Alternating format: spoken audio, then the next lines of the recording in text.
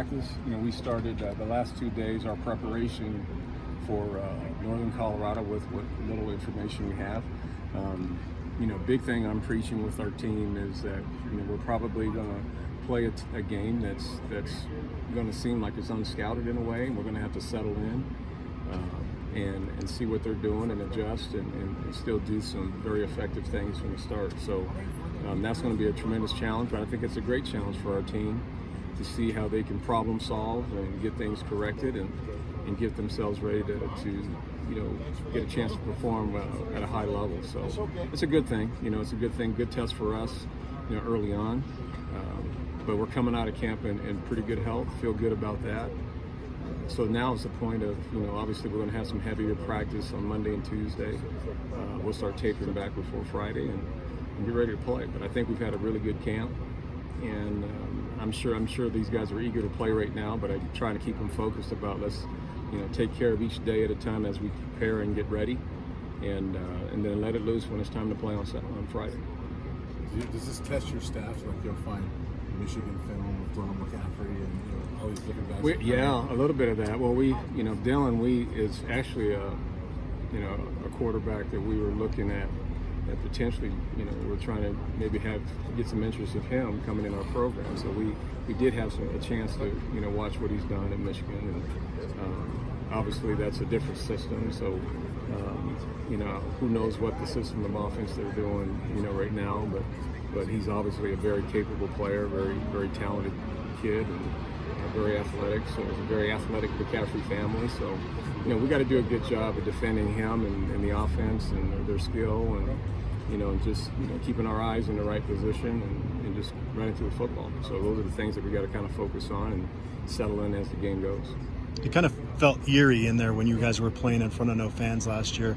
How excited are you, and how excited do you think the team's going to be just to have fans back in there for the first time in a while? They're going to be extremely excited. Even though they've played in front of fans some point in their career in the past, it's last year is our last really snapshot of play of I think the most fans we had was in that bowl game when they were able to get 20%, whatever that was for. But they'll be extremely excited. That excitement's great. I want them to be excited. I want them to be pumped about playing in front of their friends and family and the students here. So I want them to be excited. But in the same, on the opposite side of that, I just want us to make sure we're focused and honed in on doing our jobs and playing well and working well within our system.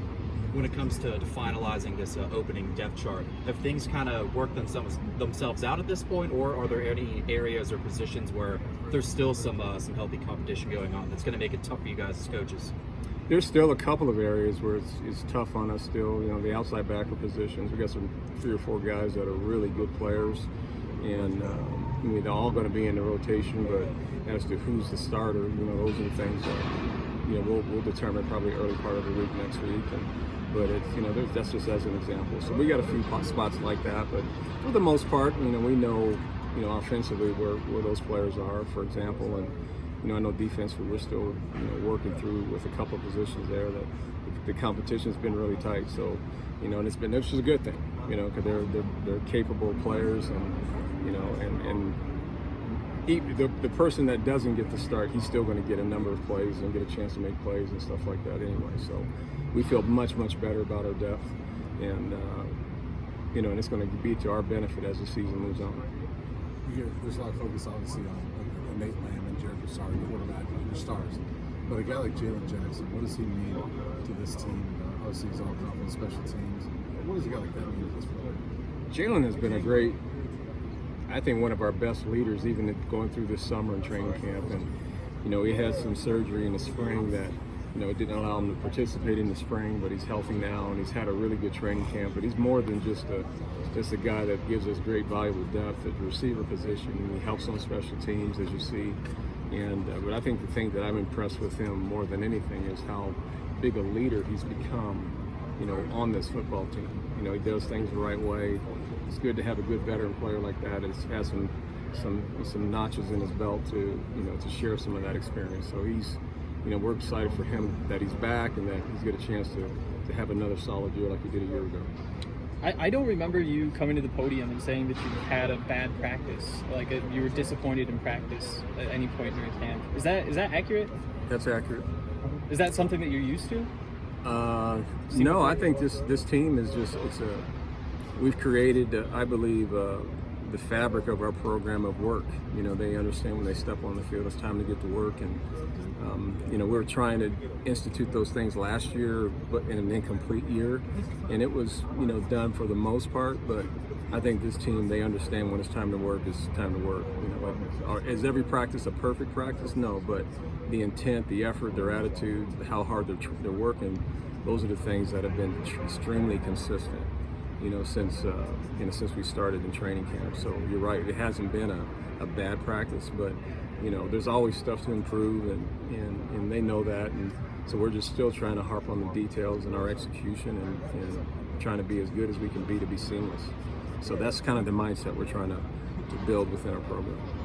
You had a couple long snappers competing, Cameron Warchek and Derek Bedell. Have you picked a top guy Derek's there? Our starter, but Cameron he's really close behind. I mean, I'm completely confident if anything happened to Derek that, you know, he would be a very suitable guy that can come in and give us some quality reps at that position. So I would say a year ago I was more concerned a year ago, but I think Cameron has been a great addition for us, and you know, he's very talented too, and Derek has worked his way to being the starter at that position. But I do feel good about where Cameron is if we need to use him.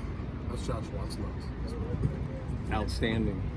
He really has. I mean, I wouldn't have said that a year ago, but I think he's had a tremendous training camp. His leg is, I think he feels great physically. That's been probably his biggest issue was that he's had some ailments, you know, along in his career, mostly soft tissue stuff, but he's healthy now. His leg is strong. He's really playing really well. So I think he's had an outstanding camp. Thanks, Coach.